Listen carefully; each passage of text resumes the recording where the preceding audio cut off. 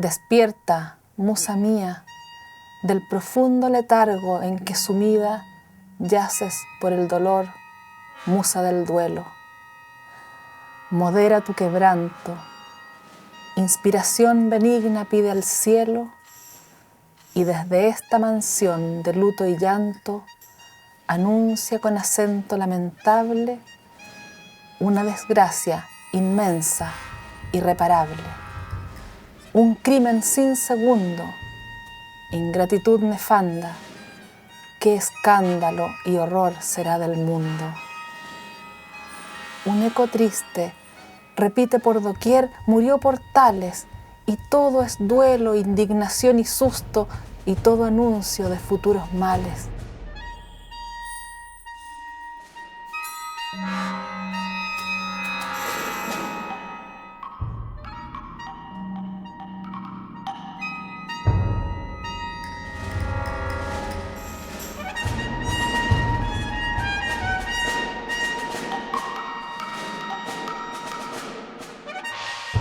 La guerra de la independencia fue una guerra que se peleó en el Valle Central, entre Concepción y Santiago. Considero que la guerra partió más o menos por 1813 y sigue hasta la revolución planteada por, mejor dicho, el golpe de Estado planteado por Portales en el año 29-30, sigue con el reclutamiento de soldados para la guerra contra Perú el 36. Entonces es un periodo de convulsión bélica. Que para muchos constituyó la posibilidad de un orden, ¿no es cierto?, de iniciar un proceso de estructuración, de institucionalización, de disciplinamiento, si se quiere, ¿no es cierto?, de una sociedad que venía saliendo de un proceso de independencia complejo, digamos, que produjo mucha efervescencia social, de manera que Portales se constituye para muchos en una figura de orden. Y digamos, las poesías a Portales en ese tiempo no fueron pocas, y las poesías a líderes, digamos, a líderes intelectuales, a líderes militares, constituyeron parte de esa poesía romántica en su vertiente patriótica, cívica, podríamos, cívico-patriótica.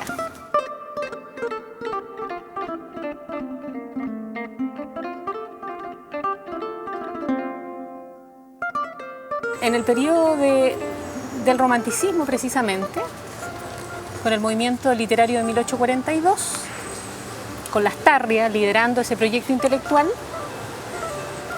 bueno, comienzan a sentarse las bases de lo que va a ser la literatura propiamente chilena, porque los poetas, digamos, ilustrados y después los románticos liberales estiman que lo que se ha escrito en la colonia no puede, digamos, argumentarse o postularse como una literatura propiamente nacional. Entonces, es en ese contexto del proyecto de nacionalización de la literatura que se impone el romanticismo, que aparece Mercedes Marín del Solar. Las mujeres asumieron las temáticas tradicionales de poesía patriótica, poesía nacionalista, poesía, tú ves el canto a Portales, ¿no es cierto?, poesía amorosa.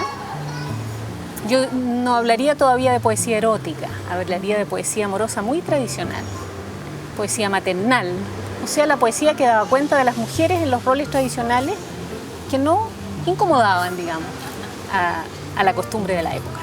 Los mismos, mira, se ofrece en la sociología literaria, se ofrece un concepto que es el concepto del intelectual tradicional. Y el intelectual tradicional es un concepto que lo acuña Antonio Gramsci. El intelectual tradicional es un intelectual que se mueve en distintos campos del saber. Y entonces uno puede reconocer ese intelectual en el 19 nuestro. Es el senador o el miembro del cabildo, que a su vez es escritor y que a su vez es el presidente de un club social. Es decir, es el mismo personaje que se desplaza y se desempeña en distintos roles, lo que da cuenta de un campo muy estrecho todavía. La prensa es fundamental porque la prensa crea una especie de espacio intermedio entre el público y el poder, ¿no? Entonces, la prensa permite que surja lo que hoy día nosotros llamamos la opinión pública. Una cosa importante, la prensa de esta época no es como es hoy día, o sea, no es una prensa de información. la prensa de esta época es una prensa de opinión. Entonces, los diarios son muy delgaditos y solamente traen lo que hoy día llamaríamos editoriales. Y algunas informaciones venidas, como dicen ellos, a través del vapor, que son las informaciones que llegan de Europa con algunos meses de atraso, o algunos folletines, es decir, qué sé yo, algunas obras literarias que se reproducen, ¿no? Por ejemplo, obras de Víctor Hugo, qué sé yo. Ahora, en esta prensa de opinión, como te digo, Andrés Bello va a descollar desde la Araucana, ¿no? Andrés Bello va a ser el que va a ir pensando el país, digamos, y creando un diálogo con los otros personajes que están también en ese mismo rol.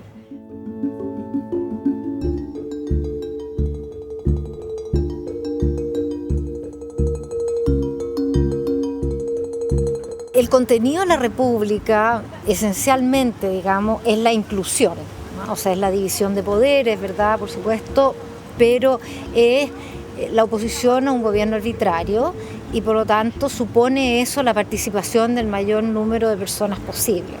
Por lo tanto, la República, sin duda, levanta, así como lo levantaba en otras partes el problema de la esclavitud, levanta el tema de la mujer, digamos, que hasta ahora era absolutamente excluida. En los monasterios, en los conventos, tendría que haber, ojalá, una sala donde se educara a las mujeres en ortografía y en religión, y en lo que llamaban los deberes de las matronas, que eran como las cosas de las mujeres. O sea, la mujer es la educadora de los hijos de la patria.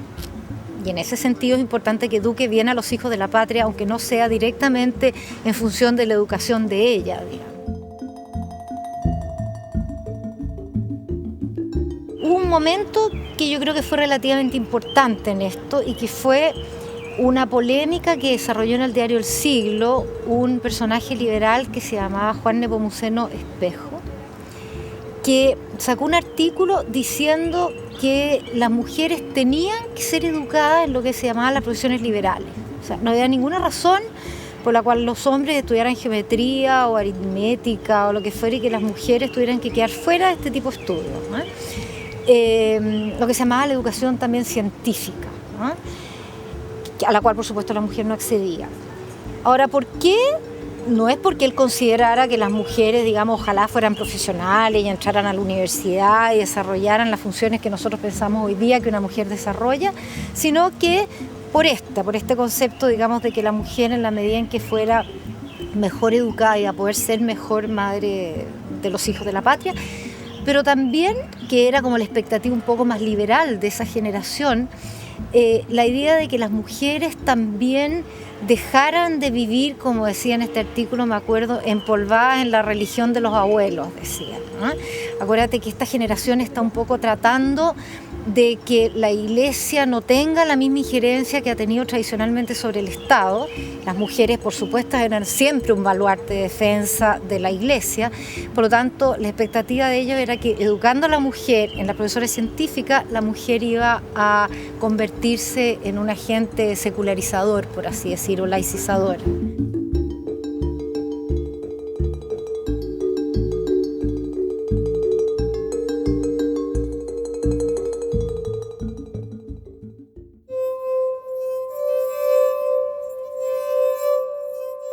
Despierta, bella señora, que ya viene el claro día.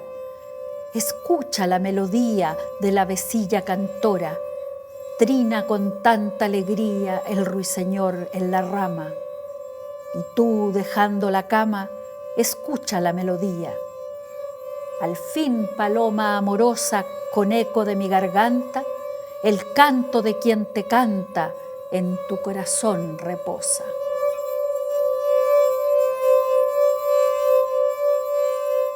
Las mujeres del campo, digamos, campesinas, tienden a emigrar a las ciudades producto de que no podían vivir ya, ni siquiera en sus propios ranchos o en las tenencias de tierra que tuvieran, por esta situación. Por eso migran de las ciudades principales, sobre todo Santiago, Talca, Concepción, y allí, como llegan con cabros chicos y con sus ollas al hombro, qué sé yo, le piden a los municipios que les regalen un sitio alrededor de la ciudad o les arrienden un pedazo de tierra para ellos levantar su ranchito, dicen ellas, plantar árboles frutales y vivir con sus cabros chicos. especialmente en los suburbios. Entonces, por eso los suburbios de las ciudades se van a llenar de sitios llenos de parrones, de árboles frutales, de flores, que son sitios de mujer, ¿no? Y que se van a llamar alternativamente o quintas, después se van a llamar quintas de recreo, o bien simplemente chinganas. En torno a ella todo gira, y en torno a ella va surgiendo las identidades populares, las leyendas populares, porque todos se comienzan a contar historias de orilla del fogón que ella tiene, o de la cocina, o de la ramada. Entonces la mujer se transforma en el crisol, por así decirlo, en torno al cual se constituye la identidad popular, la memoria popular, el folclore popular, las comidas populares, los bailes populares.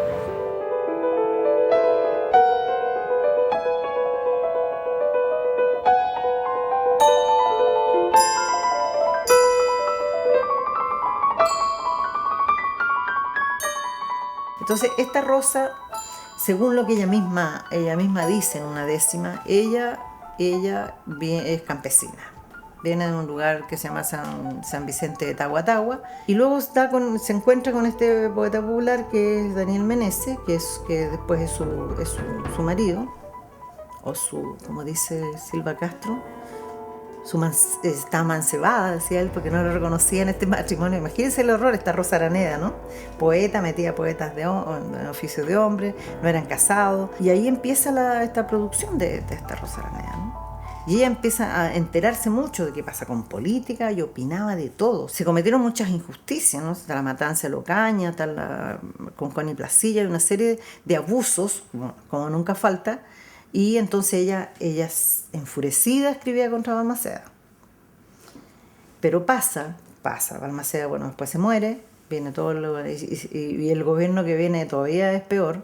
Ahí la Rosa Araneda de nuevo escribe, ¿no es cierto?, de nuevo opina, y después dice, bueno, no es que Balmaceda era el peor, ¿sí? Cuando aparece el Montt después, pero ella siempre opinando sobre política, sobre...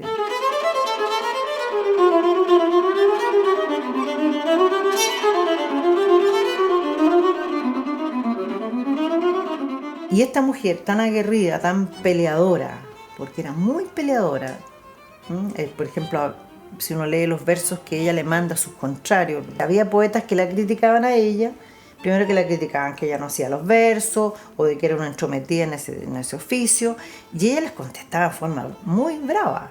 Sin embargo, siendo así, tan aguerrida, peleadora, rebelde, por otro lado tiene una poesía, su poesía religiosa, su poesía es tan linda, tan tierna, sobre todo la poesía que ella hace, los versos que hace por el Niño Dios, las novenas al Niño Dios, o sea, con una ternura de madre, de mujer. Quiero mostrar uno que tenga, aquí hay uno con grabado popular, aquí hay un más completo. Siempre, este es un grabado popular, que es de un crimen, si ya se ve el tremendo cuchillo que tiene ahí, crimen en la Araucanía. Pero cuando no tenían suficientes grabados populares, tomaban de otros clichés que habían en las imprentas y los usaban para ilustrar, buscando alguna similitud con el tema que estaban, crimen en la Araucanía, el marido que ultimó a la mujer a garrotazos. Es terrible, o sea, los titulares, bueno, en este caso es solamente grabados tomados de aquí de una historia sagrada, y acá, como les faltó, pusieron una niña para un pliego que habla de canto a lo divino, habla de, todos son, en este caso, todos pliegos dedicados a la Semana Santa. En la Chile hay unos que son el doble de esto. No sé si por aprovechar la tira de papel, que entonces había otro que estaba acá al lado, pero obviamente había más poesía. Y otro en que el papel sobresale un poco más acá. También hubo, en Chile se empezó con unos más chiquititos, pero se llegó a este tamaño pliego. Pues nosotros los conservamos aquí, si se dan cuenta, estos tuvieron mucho uso, anduvieron en muchos, deben haber andado doblados en los bolsillos de alguien, porque este fue muy usado. Y después se montaron sobre una cartulina para que duraran más. Estos son los originales. Y los que nos donó Rodolfo Lenza a la Biblioteca Nacional. Pero aquí tenemos reunidos todos los de la Rosa Araneda. Quería ver si había otro de... O sea, se dan cuenta los temas políticos, como estos eran todos temas políticos, tomaban los políticos de de las historias, pero impresionante. Era una persona de mucha fuerza, pero no era bruta, ¿eh? Y por otro lado, siendo tan tierna, no era débil.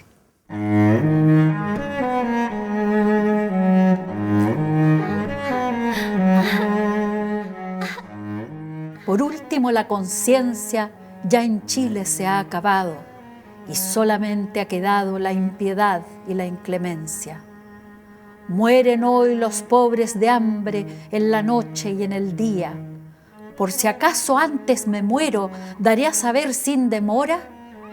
Para los ricos de ahora, solo es el Dios don dinero.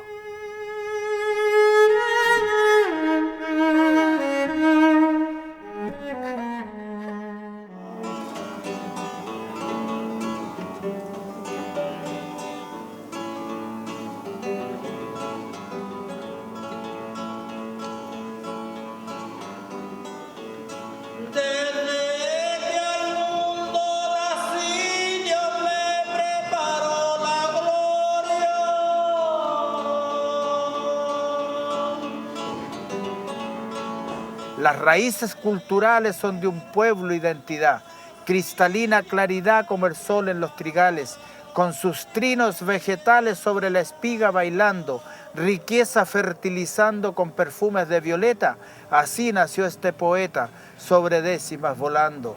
El canto alegra las penas con los más finos matices, pa' que no aten sus raíces el canto rompe cadena. Ninguna tierra es ajena donde el cantor va narrando, brisas de canto soplando de la tradición silueta, así nació este poeta, sobre décimas volando. Hoy mi guitarra camina en tradición empapada, nunca va a ser superada la cultura campesina, es la que nunca se inclina, es la bandera flameando, será la antorcha alumbrando hasta llegar a la meta, así nació este poeta, sobre décimas volando. Personajes populares hay en todas las naciones, los que siembran tradiciones por diferentes lugares. Son riquezas, son juglares, son diamantes relumbrando, rayos de sol centellando desde allá del infinito. Así nació el Chincolito, sobre décimas volando.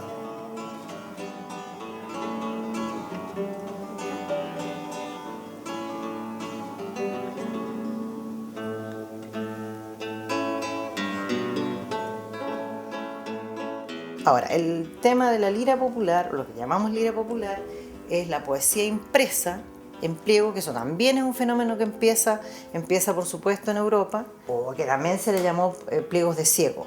Pliegos de ciego porque preferentemente, yo en algún lado leí, o se me comentaba también un estudioso español, que era como una disposición de la corona española que eso se dejara como un oficio de los ciegos, que nunca he entendido por qué hay tantos ciegos en España hasta el día de hoy. O sea, cada poeta que se acercaba decía, bueno, yo quiero que me publiquen estas 5 décimas o 5 versos, como ellos les nombran a toda la décima completa, quiero que me lo publiquen, y abajo tenía que decir claramente Daniel Meneses, Rosa Araneda, o que tenía que decir el nombre del poeta. Y él las vendía, él mismo las pagaba, las imprimía. Se dan cuenta que esto tiene éxito en el sentido que ellos relatan los hechos, qué sé yo, de sangre, fusilamientos políticos. Ellos opinaban de que subió el pan, que subió la carne, que bajó el peso, que por qué se le da más trabajo a los emigrantes extranjeros y no nos dan trabajo a los chilenos. Y también junto con poesía sobre amor, sobre la belleza de la naturaleza, sobre historia sagrada para atrás, que es lo que se llama canto a lo divino, o sea, espectacular en el centro, que llamara la atención, y estas décimas ordenaditas abajo. Estos pliegos eran propiedad del quien los mandaba a imprimir. Y nunca se preocupó nadie de poner quién hizo el monito, quién hizo el grabado. Entonces, es una pena, o sea, será un misterio que nunca podremos dilucidar, a pesar de que reconocemos diferentes manos. A Rodolfo Lenz, que es este estudioso de la poesía popular y que reúne las primeras liras, lo único que supo es que Adolfo Reyes, que es uno de los poetas, era uno de los grabadores, pero no se sabe más. Luego no sabemos fecha, tampoco ponían fecha. No era lo que les importara a los poetas. Importaba que el pliego tenía un nombre abajo, Daniel Meneses o Rosa Araneda, y ese pliego lo vendían.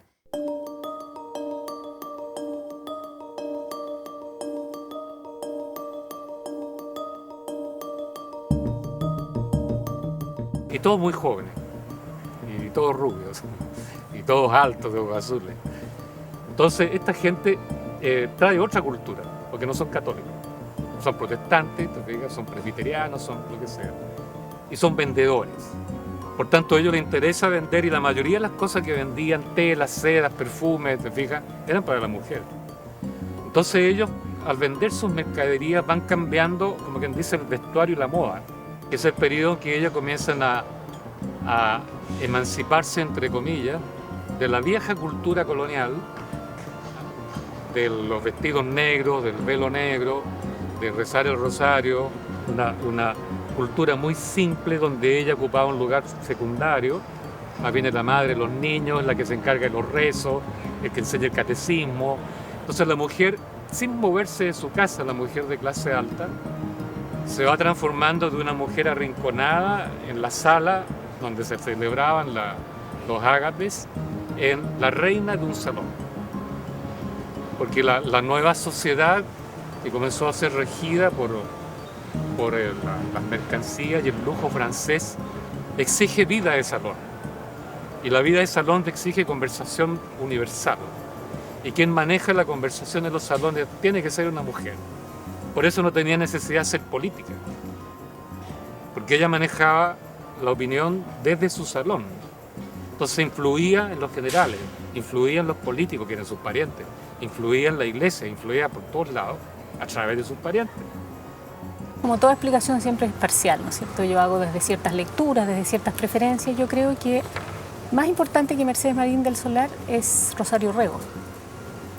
Con Rosario Rego yo creo que ya se inicia un discurso más propiamente femenino en el sentido no tradicional de la palabra, sino que una mirada ya que da cuenta más del mundo de las mujeres en la segunda mitad del siglo XIX.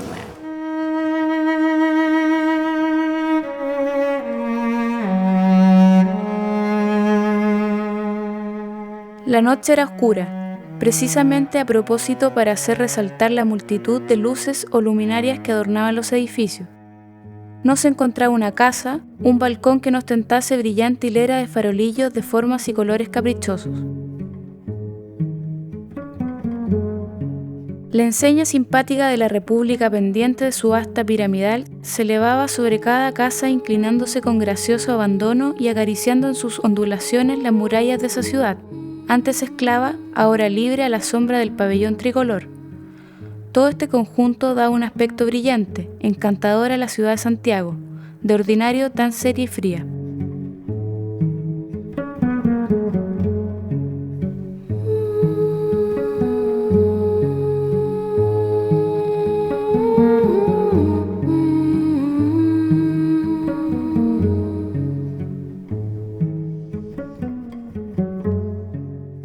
Porque Rosario Rego, no obstante haber sido una poeta, una escritora, yo diría que cabe dentro de los decenios del romanticismo. Nace el 38, muere el 79, o sea, en realidad es una poeta de la mitad del siglo XIX. Escribe entre sus obras Teresa, que es una novela cívico-patriótica de la gesta de la Guerra del Pacífico, y escribe también una novela llamada Alberto el Jugador, que es la primera novela escrita por una mujer en Chile.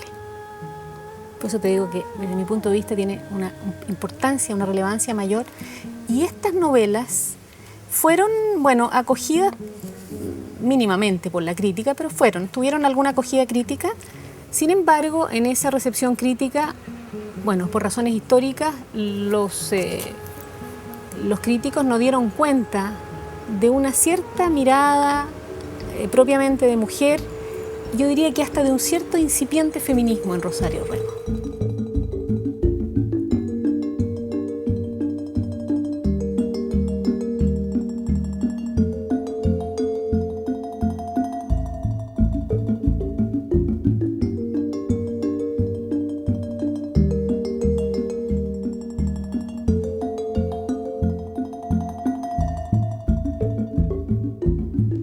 Y aquí yo creo que un dato interesante es, por ejemplo, que si tú buscas en las historias de la literatura, o en las historias de la novela chilena, hispanoamericana, prácticamente las mujeres no aparecen hasta como los años 40, 50. Sin embargo, hice una recopilación de las novelas, solo en el género novela, de las novelas escritas por mujeres en Chile, de 1860 a 1950, casi 100 años, y encontré un número superior a 100 novelas escritas por mujeres en Chile. El 80% de esos trabajos no ha sido estudiado ni criticado, por lo tanto ahí hay un corpus necesitado de lo que yo llamo una especie de arqueología literaria que los desentierre, los mire, los estudie, los comente.